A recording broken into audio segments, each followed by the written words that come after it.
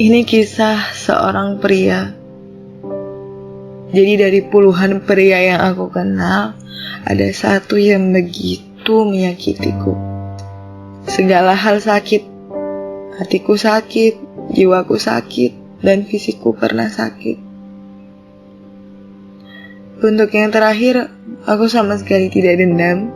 Aku hanya tidak bisa melupakan kejadian itu. Karena dulu sering berulang.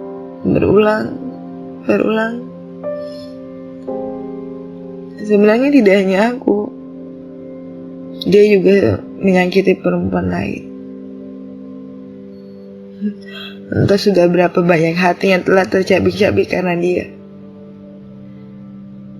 Yang aku tahu, aku tidak lebih sakit jika dibandingkan dengan seorang perempuan yang selalu bersikap baik dan berhati cantik, yang juga sangat aku kenal. Aku mengenal pria itu bertepatan ketika aku berkenalan dengan perempuan tersebut. Kisah perempuan itu begitu memilukan, menampar siapapun yang melihatnya diperlakukan, menyesakkan siapapun yang mendengar ceritanya. Bagaimana tidak, dia, maksudku pria itu, tidak henti-hentinya menyakiti hatinya, menyiksa batinnya, memaksa raganya. Bahkan mungkin perempuan itu diperbudak. Kalau kamu melihat wajah perempuan itu, ya kamu hanya akan mendapati matanya yang sembab, hidungnya yang memerah, dan jalannya yang kini sudah mulai tidak sempurna. Meskipun begitu, dia masih setia melayani pria itu. Tidak adil, bukan? Seorang malaikat dipasangkan dengan sosok iblis.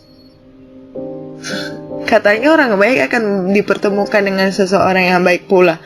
Namun mengapa bidadari bisa bertemu dengan seorang bajingan? Untuk saling melengkapi. Bukannya itu jahat sekali? Bayangkan, seumur hidup setelah dipersatukan tidak pernah merasakan kebahagiaan, tidak pernah mampu menelan makanan dengan nyaman, tidak pernah terlelap dengan nyenyak. Sementara yang menyakiti tiap hari hanya memaki lalu pergi untuk menyenangkan diri sendiri. Luka perempuan itu benar-benar merobek inti jantungku. Dan karena pria itu, aku sempat trauma, bahkan aku takut memiliki hubungan jangka panjang dengan seseorang. Dengan kata lain, aku pernah atau mungkin sampai sekarang, aku takut menikah. Meskipun jika dipikir secara realistis, ya memang tidak semua pria itu sama. Suatu saat aku akan menemukan sosok pria yang mampu mencintaiku dengan baik, memberikanku kepercayaan akan indahnya berumah tangga, memberiku harapan untuk jatuh cinta lagi. Tapi jujur, sampai sekarang aku belum bisa yakin kalau ada lelaki yang tulus. Entah karena aku yang belum menemukannya, atau karena aku menolak untuk bertemu dengan pria seperti itu. Ya, itulah kenapa sejak dulu aku selalu membuat hubungan dengan banyak pria. Ya, karena aku percaya tidak akan ada yang lebih menyakitiku dengan pria lain jika dibandingkan dengan seorang pria yang sampai sekarang menyakitiku. Bahkan, setiap aku menjalin hubungan atau memiliki status, aku tidak pernah mengakhirinya lebih dulu. Bagiku memutuskan hubungan akan menyakiti dua hati, sementara diputusi hanya akan menyakiti satu hati saja, yaitu aku. Tidak masalah, toh aku sudah biasa kan. Sebegitu jahatnya aku sama perasaanku sendiri.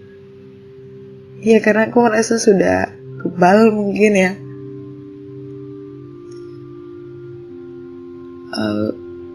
Seseorang pernah bertanya kepada aku, katanya, Apakah kamu pernah jatuh cinta pada pria yang membuatmu benar-benar jatuh? Ya, jawabanku tidak.